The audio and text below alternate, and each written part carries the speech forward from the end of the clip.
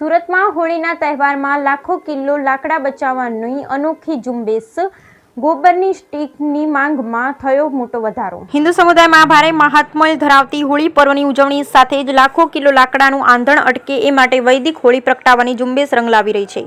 હોળી દરમિયાન ગૌવંશના સંવર્ધન અને પર્યાવરણના જતનના ઉદ્દેશ્ય સાથે ગૌપ્રેમીઓ, ગૌશાળાઓ, પ્રબુદ્ધ નાગરિકો કટિબદ્ધ થયા છે। ગત વર્ષે સુરતની 4 જાણીતી મોટી ગૌશાળાઓ દ્વારા 95 ટન ગોબર સ્ટીક બનાવાઈ હતી। તે સામે આ લોકજાગૃતિને જોતા 200 ટન ગોબર સ્ટીક બનાવવાનો નિર્ધાર કર્યો છે। સુરત સહિત દક્ષિણ ગુજરાતમાં મોટી સંખ્યામાં વૈદિક હોળી પ્રગટે એ માટે ગૌરક્ષક, ગૌશાળા સજોડે પ્રબુદ્ધ નાગરિકો આગળ આવ્યા છે।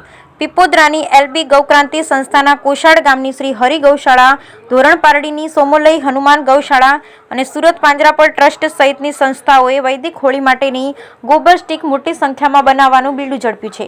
ગત વર્ષે 12 ટન સામે આ વર્ષે 70 ટન ગોબર સ્ટીક બનાવાઈ છે, જ્યારે પીપોદરાની એલબી ગૌક્રાંતિ સંસ્થામાં આ વર્ષે 20% વધારા સાથે 70 ટન, કોશાડ રોડની શ્રી હરિ ગૌશાળામાં ગત વર્ષે 10 ટન સામે આ વર્ષે 25 ટન ગોબર સ્ટીક બનાવવાનો નિર્ધાર કરાયો છે, જ્યારે ગાય પગલા નજીકની શ્રી સોમોલય હનુમાન ગૌશાળા દ્વારા પણ 30 ટન ગોબર સ્ટીક બનાવાઈ છે।